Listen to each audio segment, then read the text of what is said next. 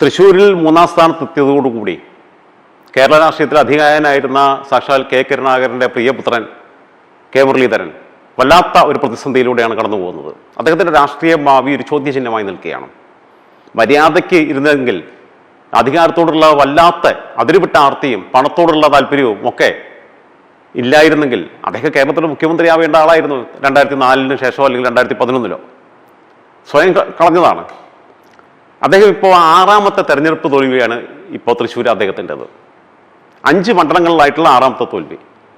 അത് 4 എണ്ണം ലോക്സഭയിലേക്കുള്ള മത്സരങ്ങളിലാണ് തോൽക്കുന്നത്, 2 എണ്ണം നിയമസഭയിലേക്കും. അദ്ദേഹം 91 കരുണാകരന് മൂത്രശങ്ക വന്നപ്പോഴാണ് അദ്ദേഹം സേവാദളിലൂടെ പിൻവാതിലൂടെ അങ്ങനെ കൊണ്ടുവന്ന് അദ്ദേഹത്തെ കോഴിക്കോട് ലോക്സഭാ സ്ഥാനാർത്ഥിയാക്കുന്നത്. 89 വിജയിക്കുന്നു, 91 വിജയിക്കുന്നു, 96 പക്ഷേ അവിടെ തോറ്റും. ആ 96 ഏറ്റവും വലിയ സവിശേഷതയുണ്ട്. അദ്ദേഹത്തിന് ഒരുപാട് സവിശേഷതകളുണ്ട്.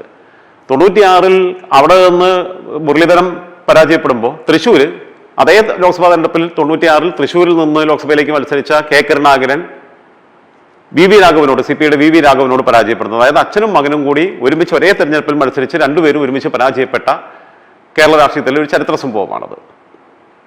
പിന്നെ ഇത്തരം സവിശേഷതകൾ വീണ്ടും ആവർത്തിക്കുന്നുണ്ട്. എന്നാൽ തൻ്റെ അച്ഛനെ തോൽപ്പിച്ച വി രാഘവനോട് പകരം വീട്ടണം, വി രാഘവനെ തോൽപ്പിക്കണം എന്ന് പറഞ്ഞ് കോഴിക്കോട് സീറ്റ് വിട്ടിട്ട് 98 മുരളി തൃശ്ശൂർ പോയിട്ട് മത്സരിച്ചു, അപ്പോഴും തോറ്റു. അതായത് തൊട്ടടുത്തടുത്ത തെരഞ്ഞെടുപ്പുകളിൽ 96 98 അടുത്തടുത്ത തെരഞ്ഞെടുപ്പുകളിൽ അച്ഛനും മകനും ഒരേ സ്ഥാനാർത്ഥിയോട് പോയി പരാജയപ്പെട്ടു എന്നുള്ളത് അത് വി രാഘവന്റെ റെക്കോർഡായിട്ട് മാറി. അച്ഛനെയും മകനെയും അടുത്തടുത്ത തെരഞ്ഞെടുപ്പുകളിൽ തുടർച്ചയായി പരാജയപ്പെടുത്തി എന്നുള്ളത് അങ്ങനെയും സവിശേഷത ഉണ്ടായി. അതായത് 96 ഒരുമിച്ച് മത്സരിച്ച് 2 മണ്ഡലങ്ങളിൽ തോറ്റു, 98 പോയിട്ട് 96 അച്ഛൻ തോറ്റെടുത്ത് 98 പോയിട്ട് മോൻ വീണ്ടും തോറ്റു. പിന്നെയും സവിശേഷതകളുണ്ട്. 2004 നിയമസഭാ തെരഞ്ഞെടുപ്പ് ലോക്സഭാ തെരഞ്ഞെടുപ്പിന്റെ സമയത്ത് അന്ന് മുകുന്ദപുരം മണ്ഡലത്തിൽ, ഇപ്പോഴത്തെ ചാലക്കുടി മണ്ഡലത്തിൽ പത്മജ വേണുഗോപാൽ സ്ഥാനാർത്ഥിയാവുന്നു ലോക്സഭയിലേക്ക്. അതേ സമയത്ത് തന്നെ വടക്കാഞ്ചേരിയിലെ സിറ്റിംഗ് MLA ആയിരുന്ന ബലറാമിനെ മാറ്റി അവിടെ അദ്ദേഹത്തെ രാജിവെപ്പിച്ച് അവിടെ ഉപതെരഞ്ഞെടുപ്പ് നടത്തിയിട്ട് മന്ത്രിസഭയിൽ അന്ന് മന്ത്രിസഭയിൽ ഇടം പിടിച്ച കെ മുരളീധരൻ അവിടെ നിന്ന് മത്സരിക്കുന്നു. ആങ്ങളും പെങ്ങളും ഒരേ തെരഞ്ഞെടുപ്പിൽ ഒരാൾ ലോക്സഭയിലേക്ക് ഒരാൾ നിയമസഭയിലേക്ക് ഒരുമിച്ച് മത്സരിച്ച് പരാജയപ്പെട്ടു. അതും ഒരു ചരിത്രം ആയിരുന്നു. അതായത് അച്ഛനും മകളും ഒരുമിച്ച് പരാജയപ്പെടുന്നു. അച്ഛനെ തോൽപ്പിച്ച ആളോട് മകൻ പോയിട്ട് തോൽക്കുന്നു. ആങ്ങളും പെങ്ങളും കൂടി ഒരുമിച്ച് തെരഞ്ഞെടുപ്പിൽ മത്സരിക്കുന്നു, 2 പേരും തോറ്റുപോകുന്നു. ആ ചരിത്രം വീണ്ടും ആവർത്തിച്ചു. 2021 നിയമസഭാ തെരഞ്ഞെടുപ്പിൽ ഇദ്ദേഹം നേമത്ത് പോയിട്ട് മത്സരിച്ചപ്പം ഞാൻ നേരത്തെ പറഞ്ഞത് തെറ്റുണ്ട് കേട്ടോ, മൊത്തം 7 തോൽവികളായി. ഈ 7 തോൽവിയിൽ 3 എണ്ണം നിയമസഭയിലേക്കും 4 എണ്ണം ലോക്സഭയിലേക്കും. ഈ 7 തോൽവികളിലും 6 മണ്ഡലങ്ങളായിട്ടാണ് നോക്കുന്നത്. എന്തായാലും 2021 നേമത്ത് അദ്ദേഹം മത്സരിക്കുന്നു, തൃശ്ശൂർ പത്മജ മത്സരിക്കുന്നു. ആങ്ങളും പെങ്ങളും ഒരേ നിയമസഭാ തെരഞ്ഞെടുപ്പിൽ ഒരുമിച്ച് മത്സരിച്ച് വീണ്ടും പരാജയപ്പെടുന്നു. 2 പേരും 2004 2021 ഒരുമിച്ച് മത്സരിക്കുന്നു, ഒരുമിച്ച് തോൽക്കുന്നു. അങ്ങനെ അത്യപൂർവമായ ഒരുപാട് സവിശേഷതകളുള്ള ഒരു രാഷ്ട്രീയ കുടുംബമാണ് ഈ മുരളിയുടെ കുടുംബം. ഇദ്ദേഹം KPCC അധ്യക്ഷനായതുപോലും ആ തെന്നല ബാലകൃഷ്ണപിള്ളയെ വയസ്സുകാലത്ത് ഒരു സുപ്രഭാതത്തിൽ ഇറക്കി വിട്ടിട്ട് AK ആന്റണി മുഖ്യമന്ത്രിയാവുന്ന സമയത്ത് 2001 ആ സമയത്ത് കരുണാകരന്റെയും മുരളിയുടെ നിർബന്ധ ബുദ്ധിയുടെ പകട്ടെ അതിന് മുമ്പ് വയലാർ രവി പ്രസിഡന്റ് ആയിരിക്കുമ്പോൾ KPCC അധ്യക്ഷനാകുമ്പോൾ ഏക വൈസ് പ്രസിഡന്റായിട്ട് ക്ലെയിം ചെയ്ത് മുരളിയെ കൊണ്ടുവന്നു, അക്കോമഡേറ്റ് ചെയ്തു. രാഷ്ട്രീയത്തിൽ മറ്റു പലരെയും വെട്ടിയിട്ടാണ് വരുന്നത്. അതിന്റെ ഭാഗമായിട്ടാണ് സീനിയർ നേതാക്കന്മാരായിരുന്ന G കാർത്തികേയനും MA ഷാനവാസും അതേപോലെ തന്നെ രമേശ് ചെന്നിത്തലയൊക്കെ കലാപക്കൊടി ഉയർത്തിയതും തിരുത്തൽവാദികൾ എന്ന പേരിൽ അവർ രംഗത്ത് വരികയും പിന്നീട് കരുണാകരന് വലിയ ക്ഷീണം ഉണ്ടാവുകയൊക്കെ ചെയ്തത്. 2001 അധികാരത്തിൽ വന്നപ്പം AK ആന്റണി അധികാരത്തിൽ വന്നപ്പോൾ ഇദ്ദേഹത്തെ KPCC പ്രസിഡന്റ് ആക്കണം എന്ന് പറഞ്ഞു, ആക്കി. മര്യാദയ്ക്കൊക്കെ പോവുകയായിരുന്നു. പക്ഷേ 2004 ആയപ്പോഴേക്കും മുരളിക്കൊരു മോഹം, KPCC പ്രസിഡന്റ് ആയാൽ വല്ലാതെ പൈസ ഉണ്ടാക്കാനും പറ്റില്ല, അപ്പം മന്ത്രി ആയി കഴിഞ്ഞാൽ സംഭവം നടക്കും. അങ്ങനെ അച്ഛനും മകനും കൂടി AK ആന്റണിയെ മുൾമനയിൽ നിർത്തിയിട്ട് 2004 മന്ത്രിസഭയിൽ വൈദ്യുതി വകുപ്പ് മന്ത്രിയായിട്ട് ചുമതല ഏറ്റെടുക്കുന്നു. അത് ഏറ്റെടുത്തിട്ടാണ് ഉപതെരഞ്ഞെടുപ്പിലാണ് വടക്കാഞ്ചേരിയിൽ പരാജയപ്പെടുന്നത്. അതുകൊണ്ട് മന്ത്രിസ്ഥാനവും പോയി, KPCC പ്രസിഡന്റ് സ്ഥാനവും പോയി. പിന്നീട് DAC ഉണ്ടാക്കുന്നു, അങ്ങനെ പോകുന്നു. അവസാനം കറങ്ങി തിരിഞ്ഞ് എനിക്ക് 3 രൂപയുടെ മെമ്പർഷിപ്പ് മതി എന്ന് പറഞ്ഞ് ഇന്ദിരാഭവന്റെ മുമ്പിൽ പോയിട്ട് കരഞ്ഞ് വിളിച്ച് അവിടെ അങ്ങനെ ചെന്ന് സഹതാപം തോന്നി. അവസാനം VM സുധീരനാണ് ഇദ്ദേഹത്തിന് തിരിച്ച് കോൺഗ്രസിലേക്ക് വരാനുള്ള അവസരം ഒരുക്കി കൊടുക്കുന്നത്. മറ്റു പലരും എതിരായിരുന്നു. ആ VM സുധീരനെയും ഇദ്ദേഹം കുതികാല് വെട്ടിയിട്ടുണ്ട്. അത്ര കണ്ട് ഒരു കരുണ തോന്നി, മനസ്സലിവ് തോന്നി VM സുധീരൻ ഇദ്ദേഹത്തിന് സ്പേസ് കൊടുത്തു കഴിഞ്ഞപ്പോൾ പിന്നെ VM സുധീരനെ പള്ളു പറയും, എല്ലാവരെയും പള്ളു പറയും. അഹമ്മദ് പട്ടേലിനെ അലുമിനിയം പട്ടേൽ എന്നും സോണിയാഗാന്ധിയെ മദാമ എന്നും ആദ്യമായിട്ട് വിളിച്ചിട്ടുള്ളത് മുരളീധരനാ. പിന്നെ അതേ മദാമയുടെ അടുത്ത് പോയിട്ട് മാപ്പ് പറഞ്ഞ് കാല് പിടിച്ച് അങ്ങനെ തിരിച്ച് കോൺഗ്രസിലേക്ക് വന്നു കഴിഞ്ഞപ്പോൾ പിന്നെയും തനി സംഭവം തുടങ്ങി. അതിന് മുമ്പുള്ള ചരിത്രം എടുത്ത് നോക്കാം.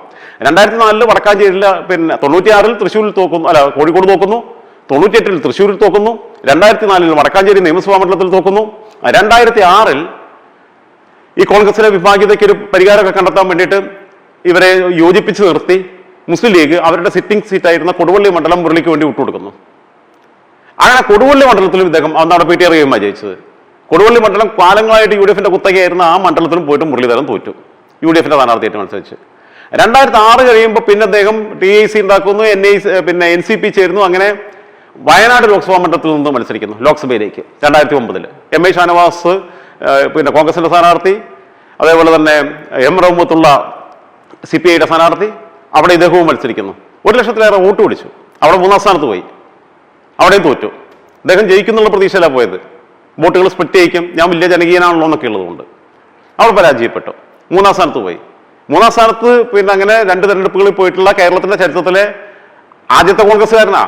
കോൺഗ്രസ്സുകാർ മാത്രമല്ല, CPM-കാരും അങ്ങനെ പോയിട്ടില്ല. അത് 2 മണ്ഡലങ്ങളിൽ. ഒരിടത്ത് തൃശ്ശൂർ ഇപ്പം 3ാം സ്ഥാനത്ത് പോയി. പിന്നെ 2009 വയനാട്ടിൽ 3ാം സ്ഥാനത്ത് പോയി. KPCC പ്രസിഡന്റ് ആയിരുന്ന ആളാ, മന്ത്രിയായിരുന്ന ആളാ, കരുണാകരന്റെ മകനാ. കയ്യിലിപ്പിന്റെ ഗുണം. 2009 അവിടെ തോറ്റെങ്കിലും പിന്നീട് അതിന് ശേഷം അദ്ദേഹത്തെ തിരിച്ച് കോൺഗ്രസിലേക്ക് കൊണ്ടുവരുന്നു. അദ്ദേഹത്തിന് കഴിവ് തോന്നിയിട്ട് മെമ്പർഷിപ്പ് കൊടുക്കുന്നു.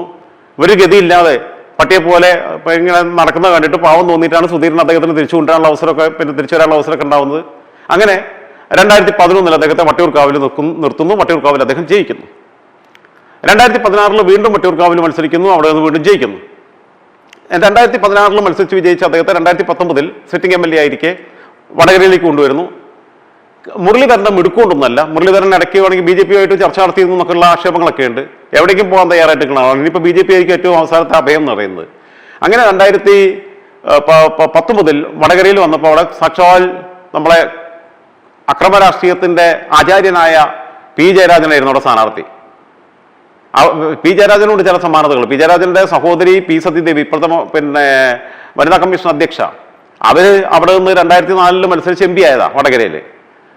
2009 അവിടെ നിന്ന് മത്സരിച്ച് പരാജയപ്പെടുകയും ചെയ്തു. ആ പരാജയപ്പെട്ടതിന്റെ പ്രതികാരമായിട്ടാണ് TP ചന്ദ്രശേഖരനെ കൊല്ലുന്നത്. അതിന് വേണ്ടിയിട്ടുള്ള ആലോചനകളൊക്കെ നടത്തുക. എന്റെ പെങ്ങളെ തോൽപ്പിക്കാൻ കാരണക്കാരനായ സ്വതന്ത്ര RMPയുടെ സ്ഥാനാർത്ഥിയായിട്ട് നിന്നിട്ട് 10,000 വോട്ട് ഇദ്ദേഹം പിടിച്ചു TP ചന്ദ്രശേഖരൻ. അതിന്റെ ഭാഗമായിട്ടാണ് അദ്ദേഹത്തെ കൊല്ലാനുള്ള ആലോചനകളുടെ ഏറ്റവും വലിയ കാരണം അതാണ്. അങ്ങനെ പെങ്ങൾ 2009 തോറ്റ അതേ സ്ഥലത്ത് 10 വർഷങ്ങൾക്ക് ശേഷം ആങ്ങളെ പോയിട്ട് മത്സരിച്ച് തോക്കുന്നു ഒരേ മണ്ഡലത്തിൽ. മുരളിയുടെ കാര്യങ്ങൾ പറഞ്ഞ പോലെയുള്ള ചില സാദൃശ്യങ്ങൾ അവിടെയുണ്ട്. 2019 ജയരാജനോടുള്ള പ്രതിഷേധം, രാഹുൽ തരംഗം, ശബരിമല വിഷയം എല്ലാം കൂടി കത്തിയപ്പം മുരളീധരൻ അവിടെ നിന്ന് കുഴപ്പമില്ലാത്ത ഭൂരിപക്ഷത്തിൽ വിജയിച്ചു. 2021 ആയപ്പോൾ പിന്നെ പോകുന്നു നേമത്ത് മത്സരിക്കാൻ. നിയമം പിടിച്ചെടുക്കാൻ പോകുന്നു. പക്ഷെ നേമത്ത് പിടിച്ചെടുക്കാൻ പറ്റിയില്ല. നേമത്ത് 3ാം സ്ഥാനത്ത് പോയി മുരളി. പക്ഷെ മുരളിയുടെ സാന്നിധ്യം അവിടെ ഈ കുമ്മനത്തിന്റെ സാധ്യതകൾ ഇല്ലാതാക്കി. O. രാജഗോപാൽ 2016 മത്സരിച്ച് വിജയിച്ച മണ്ഡലം BJP-ക്ക് തന്നെ നിർത്താൻ കഴിഞ്ഞില്ല. അങ്ങനെ ഗുണമുണ്ടായി. BJP-യെ പ്രതിരോധിക്കാൻ കഴിഞ്ഞു എന്നുള്ളത്, അവരെ അക്കൗണ്ട് പൊട്ടിക്കാൻ കഴിഞ്ഞു മുരളിയുടെ സാന്നിധ്യം കൊണ്ട്. പക്ഷെ മുരളി അവിടെ 3ാം സ്ഥാനത്ത് പോയി. നിയമസഭയിലും 3ാം സ്ഥാനത്ത് പോയി. അതായത് 2 വട്ടം ലോക്സഭയിലും 3ാം സ്ഥാനത്ത് പോയി 2 മണ്ഡലങ്ങളിൽ. 1 വട്ടം നിയമസഭയിലും 3ാം സ്ഥാനത്ത് പോയി. ഇതെല്ലാം കഴിഞ്ഞിട്ട് പിന്നീട് അടുത്തത് എന്താ വരുന്നത്? ഈ തെരഞ്ഞെടുപ്പായപ്പം വടകരയിൽ നിന്ന് തൃശ്ശൂരോട്ട് പോകുന്നു. അപ്പോൾ തൃശ്ശൂരുള്ള എല്ലാവരും വോട്ട് ചെയ്യുന്നതായിരുന്നു. അത് പോകാനിടയാവുന്ന കാരണം പെങ്ങൾ പത്മജ BJP പോയി. ആ പത്മജ BJP പോയിന്റെ പരിക്കില്ലാതെയാക്കാൻ തൃശ്ശൂർ നിലനിർത്താൻ TN പ്രതാപൻ എന്തായാലും നോക്കുന്നുള്ള അവസ്ഥയായിരുന്നു. അദ്ദേഹം കുറെ പോസ്റ്റൊക്കെ അടിച്ചു. പിന്നെ ലുലുക്കാക്കെ കൊടുത്തിട്ടുണ്ടാവും പൈസ. അതുകൊണ്ട് കുഴപ്പമൊന്നുമില്ല, കയ്യിൽ നിന്ന് പൈസയൊന്നും പോയിട്ടുണ്ടാവില്ല. അവിടെ ചെന്നിറങ്ങുന്നു. അന്നേ പത്മജ പറഞ്ഞു ഈ പ്രതാപൻ തന്നെ കാലുമായിരുന്നു പറഞ്ഞു. മുരളിയേട്ടൻ തോക്കുമെന്ന് പറഞ്ഞു. ആങ്ങളാന്നുള്ളത് ആങ്ങളെയും പെങ്ങളൊക്കെ വീട്ടിൽ രാഷ്ട്രീയത്തിൽ അതില്ല എന്നും പറഞ്ഞു. അതേസമയം മാന്യമായി മുരളിയേട്ടൻ എന്ന് തന്നെ എൻ്റെ സഹോദരനാണെന്ന് പറയുമ്പോഴും മുരളി പറഞ്ഞത് ഇവർ പാർട്ടി വിട്ടുപോയതിന് ഇനി അവരുമായിട്ടൊരു ബന്ധമില്ല എന്നാ. ആലോചിച്ച് നോക്കണം നിങ്ങൾ. കേന്ദ്രമന്ത്രിയായിട്ടുള്ള നിർമ്മലാ സീതാരാമന്റെ ഭർത്താവ് പാലക്കാട് പ്രഭാകരൻ, അദ്ദേഹം നിരന്തരമായി മോദി വിമർശകനാണ്, BJP-യുടെ വിമർശകനാണ്. അദ്ദേഹത്തിന്റെ രാഷ്ട്രീയ നിരീക്ഷണങ്ങൾ ഏറെക്കുറെ ശരിയായി വന്നു. ഇപ്പം തെരഞ്ഞെടുപ്പ് പ്രവചനം നടത്തിയതിൽ ഏറ്റവും കൃത്യമായിട്ട് പ്രവചിച്ചത് ഈ എക്സിറ്റ് പോൾ നടത്തിയിട്ടുള്ള ഈ ടീമുകളൊന്നുമല്ല, പ്രൊഫഷണൽ ടീമുകളല്ല, മറിച്ച് പാർക്കാല പ്രഭാകരനാണ് ഏറ്റവും കൃത്യമായ, നിർമ്മലാ സീതാരാമന്റെ ഭർത്താവാണ് ഏറ്റവും കൃത്യമായിട്ടുള്ള നിരീക്ഷണം നടത്തി. അദ്ദേഹം സാമ്പത്തിക ശാസ്ത്രജ്ഞനാണ്. ഇവർ രണ്ടുപേരും സമപ്രായക്കാരാണ്. രണ്ടുപേരും MPhil കഴിഞ്ഞവരാണ്. അങ്ങനെ പിന്നെ രണ്ടുപേരും പ്രണയിച്ച് വിവാഹം കഴിച്ചതാണ്. ഒരു മകളാണുള്ളത്, പത്രപ്രവർത്തകയാണ്. എന്തായാലും പാറക്കാല പ്രഭാകരനല്ല വിഷയം.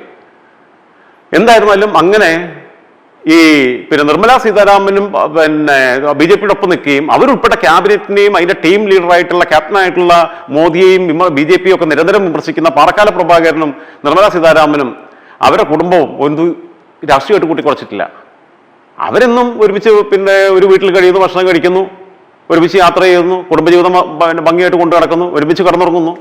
അവരെ പ്രണയത്തിൽ മാറ്റം വരുന്നില്ല. രാഷ്ട്രീയമായിട്ട് രണ്ട് അഭിപ്രായം ഉണ്ടാവും. അതിന്റെ പേരിൽ പെങ്ങളല്ല എന്ന് പറഞ്ഞു കഴിഞ്ഞാൽ, പിന്നെ അവരുമായിട്ട് ഇനി ഒരു ബന്ധമില്ല എന്ന് പറഞ്ഞു കഴിഞ്ഞാൽ എവിടെ എത്തി മുരളീധരൻ? ഒരു വീട്ടിൽ 4 മക്കളുണ്ടെങ്കിൽ 4 പാർട്ടി പോകുന്നേ. എന്റെ സുഹൃത്താണ് രശ്മിൽ നാഥ് എന്ന് പറയും, യുവമോർച്ചയുടെ മലപ്പുറം ജില്ലാ പ്രസിഡന്റ് ആയിരുന്നു, ഇപ്പോൾ BJPയുടെ ജില്ലാ സെക്രട്ടറിയാണ്. രശ്മിലിന്റെ പിന്നെ ജ്യേഷ്ഠൻ പിന്നെ രോഹിൽ പിന്നെ യൂത്ത് കോൺഗ്രസിന്റെ നേതാവായിരുന്നു, കോൺഗ്രസിന്റെ പ്രവർത്തകനാണ്. ഇങ്ങനെയല്ലേ പോണേ? പല പാർട്ടി പ്രവർത്തിക്കില്ലേ? പെങ്ങൾ പാർട്ടി വിട്ടു പോയതിന് പെങ്ങളെ തള്ളി പറഞ്ഞു. എന്തായിരുന്നാലും അതിനൊക്കെയുള്ള കിട്ടി. ഇപ്പൊ തൃശ്ശൂർ പോയിട്ട് സിറ്റിംഗ് സീറ്റാണ് കോൺഗ്രസിന്റെ. ഇത്ര വലിയ തരംഗണ്ടായപ്പോഴും സിറ്റിംഗ് സീറ്റാ. കഴിഞ്ഞ തവണ 3ാം സ്ഥാനത്തായിരുന്ന BJP 1ാം സ്ഥാനത്തെത്തുന്നു. 1ാം സ്ഥാനത്തായിരുന്ന കോൺഗ്രസും 3ാം സ്ഥാനത്ത് പോകുന്നു. മുരളീധരന്റെ രാഷ്ട്രീയ ജീവിതത്തിൽ ഇത് വലിയ തിരിച്ചടി തന്നെയാണ്. മുരളീധരൻ ഈ ആർത്തി കാണിച്ചില്ലായിരുന്നെങ്കിൽ, 2004 ആർത്തി കാണിച്ചില്ലായിരുന്നെങ്കിൽ, അന്നറിയാലോ 18 സീറ്റും 20-ൽ 18 സീറ്റും LDF ജയിച്ചപ്പം ആന്റണി ലോക്സഭാ തെരഞ്ഞെടുപ്പിന് ശേഷം മുഖ്യമന്ത്രി സ്ഥാനം രാജിവെച്ചു, ഉമ്മൻചാണ്ടി വന്നു. അതേസമയം മുരളി ആ മന്ത്രിസഭയിൽ പോവുകയും അങ്ങനെ വടക്കാഞ്ചേരിയിൽ പിന്നെ മത്സരിക്കുകയും പരാജയപ്പെടുകയും ഒന്നും ചെയ്തില്ലായിരുന്നെങ്കിൽ, KPCC പ്രസിഡന്റായിട്ട് തന്നെ തുടർന്നിരുന്നെങ്കിൽ ആന്റണി മാറുമ്പോൾ സ്വാഭാവികമായും മുഖ്യമന്ത്രി സ്ഥാനത്തേക്ക് മുരളി വരുമായിരുന്നു. അങ്ങനെ ടീം വർക്ക് അവർ നടത്തിക്കൊണ്ടിരുന്ന അതിനിടയിലാണ് ഈ ആർത്തി പിടിച്ച് മന്ത്രിയാവാൻ പോയത്. KPCC പ്രസിഡന്റ് സ്ഥാനം കളഞ്ഞിട്ട് മുഖ്യമന്ത്രിയാവുമായിരുന്നു. ഇനി അന്ന് ആന്റണി രാജിവെച്ചിട്ടില്ലായിരുന്നെങ്കിൽ തന്നെയും 2011 ഉറപ്പായിട്ടും മുരളീധരൻ കേരളത്തിൽ മുഖ്യമന്ത്രിയാവുമായിരുന്നു ആന്റണിക്ക് ശേഷം. കാരണം ആന്റണി കേന്ദ്രത്തിലേക്ക് പോയി. ആ സമയത്ത് എന്തായിരുന്നാലും അദ്ദേഹം ആകുമായിരുന്നു. 2004 തൊട്ട് ആന്റണി കേന്ദ്ര ക്യാബിനറ്റിലുണ്ട്, മൻമോഹൻ സിംഗിന്റെ. അങ്ങനെ മുഖ്യമന്ത്രി ആവാനുള്ള അവസരം ഈ കയ്യിലിരിപ്പ് കൊണ്ടും പിന്നെ അഹങ്കാരം കൊണ്ടും അധികാരത്തോടുള്ള ഭ്രാന്ത് കൊണ്ടും അതിന് കാത്തിരിക്കാനുള്ള ക്ഷമയില്ലായ്മ കൊണ്ടും പണത്തിനോടുള്ള ആർത്തി കൊണ്ടും ഇല്ലാതാക്കി കളഞ്ഞ മുരളീധരന്റെ മുമ്പിൽ ഇനിയിപ്പോൾ ഒരു മാർഗ്ഗേ ഉള്ളൂ. അത് കോൺഗ്രസ്സുകാർ അനുവദിക്കണം.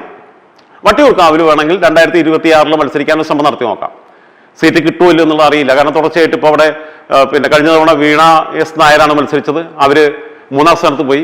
BJP 2ാം സ്ഥാനത്താണ് എത്തിയത്. വട്ടിയൂർക്കാവില് 2016 തെരഞ്ഞെടുപ്പിൽ അവിടെ നിന്ന് മുരളി ജയിക്കുമ്പോൾ CPM ആണ് 3ാം സ്ഥാനത്ത് പോയത്, TN സീമ. പിന്നെ 2019 മുരളി വടകരയിലെ MP ആയപ്പോൾ നടന്ന ഉപതെരഞ്ഞെടുപ്പിലാണ് മേയറായിരുന്ന VK പ്രശാന്ത് അവിടെ പോയിട്ട് ആ മണ്ഡലം പിടിച്ചെടുക്കുന്നത്.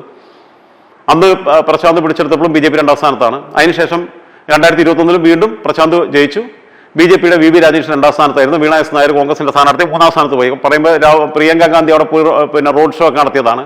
പ്രിയങ്ക ഗാന്ധി അങ്ങനെ പോയ പല മണ്ഡലങ്ങളിലും കോൺഗ്രസ് ദയനീയമായി പരാജയപ്പെട്ടു. കായംകുളത്ത് പോയി അരിതാബാബു തോറ്റു. ഇവിടെ പോയി വീണ എസ് നായർ 3ാം സ്ഥാനത്തായി. ഇതൊക്കെയാണ് ഇവരുടെയൊക്കെ സംഭവം. എന്തായിരുന്നാലും അവിടെ 2026 പോയാൽ തന്നെ ഒരിക്കൽ തങ്ങൾ ജയിപ്പിച്ചിട്ട് കാലാവധി പൂർത്തിയാക്കാതെ ഇട്ടെറിഞ്ഞു പോയ ആളെന്നുള്ള രീതിയിലുള്ള പ്രതിഷേധം ആളുകൾക്ക് ഉണ്ടാവും. അവർക്ക് പഴയ സ്വീകാര്യത മുരളിക്ക് അവിടെ കിട്ടില്ല. 2 BJPയുടെ നിയമസഭയിലുള്ള A ക്ലാസ് മണ്ഡലങ്ങളിൽ ഒന്നായിട്ട് കണക്കാക്കുന്ന മണ്ഡല. കഴിഞ്ഞ അവിടെ 2ാം സ്ഥാനത്ത് പോയ രാജേഷ് അവിടെ മത്സരിക്കുക, അല്ലെങ്കിൽ വേറെ ആരെങ്കിലും അവിടെ കൊണ്ട് നിർത്തുക, കുമ്മനത്തെ കൊണ്ട് നിർത്തുകയൊക്കെ ചെയ്താൽ, കുമ്മനം നിന്നിരുന്നെങ്കിൽ ഈ 2016 തന്നെ, അന്ന് തിരുവനന്തപുരം വെസ്റ്റിലാണ് കുമ്മനത്തെ നിർത്തിയത്. VS ശിവകുമാർ അല്ല 2016 കുമ്മനം വട്ടിയൂർക്കാവിലാണ് മത്സരിച്ചത്. അന്ന് വട്ടിയൂർക്കാവിന് പകരം തിരുവനന്തപുരം ബസ്സിൽ നിർത്തിയിരുന്നെങ്കിൽ അദ്ദേഹം ജയിക്കുമായിരുന്നു. ശ്രീശാന്ത് നിർന്നിട്ട് പോലും 35,000 വോട്ട് പിടിച്ചു. VS ശിവകുമാറും ആന്റണി രാജുവും ശ്രീശാന്തും തമ്മിൽ ത്രികോണ മത്സരമായിരുന്നു. ശ്രീശാന്ത് നമുക്കറിയാം മലയാളികൾക്കിടയിൽ അത്ര വലിയ സ്വീകാര്യതൊന്നുമല്ല. അവിടെ കുമ്മനം നിന്നിരുന്നെങ്കിൽ ജയിക്കുമായിരുന്നു അവർക്ക്. അത് അന്ന് തന്നെ 2016 ശരിക്കും നേമത്തും തിരുവനന്തപുരം ബസ്സിലും 2 സീറ്റിലും അവർക്ക് ജയിക്കാൻ സാധ്യത ഉണ്ടായിരുന്നു. അവരുടെ സ്ഥാനാർത്ഥി നിർണ്ണയത്തിൽ പറ്റിയ അപാകതകളാണ്. അപ്പോൾ കുമ്മനം ഇനിയിപ്പോൾ രാജേഷോ അല്ലെങ്കിൽ കുമ്മനമോ ഇനി വട്ടിയൂർക്കാവിൽ വന്ന് നിന്ന് കഴിഞ്ഞാൽ 2 തവണ 2ാം സ്ഥാനത്തായ ഒരു പാർട്ടി എന്നുള്ള രീതിയിലുള്ള പരിഗണന BJPക്ക് ഇപ്പോൾ അവിടെ ഉണ്ടായിട്ടുള്ള മേൽക്കൈ, വട്ടിയൂർക്കാവ് നിയമസഭാ മണ്ഡലത്തിലൊക്കെ BJPക്ക് ലീഡാണ്. അത് വെച്ച് നോക്കുമ്പം മുരളി അവിടെ നിന്നാലും പരാജയപ്പെടാനാണ് സാധ്യത. അതായത് മുരളീധരനെ സംബന്ധിച്ചിടത്തോളം മുരളീധരന്റെ പാർലമെന്ററി രാഷ്ട്രീയത്തിന്റെ അവസാനത്തിന്റെ നാളുകൾ ആരംഭിച്ചിരിക്കുന്നു എന്നാണ് ഈ തോൽവി നമ്മളെ ബോധ്യപ്പെടുത്തുന്നത്.